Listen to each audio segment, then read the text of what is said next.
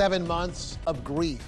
A suspect finally arrested for a Halloween crash on I-95 that killed a Henrico woman. But tonight, the victim's family says the charges don't bring them any closure.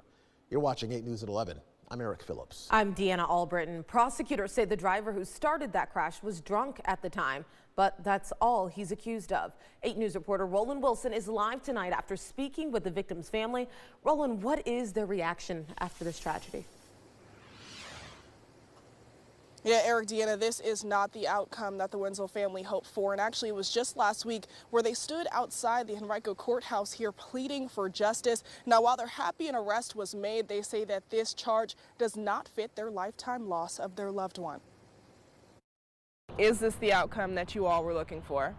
We have a life sentence to living without Claire. And I mean, a DUI doesn't do anything to make us feel any better about that. Katie and Donna Wenzel speaking out tonight after learning Luis Javier Quinones has been charged with a DUI.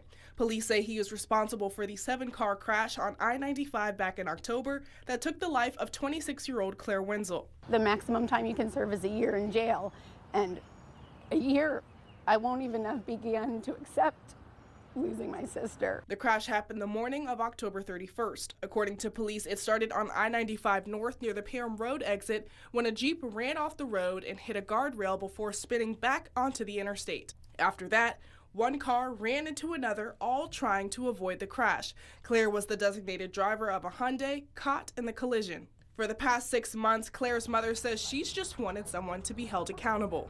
It's been absolute hell.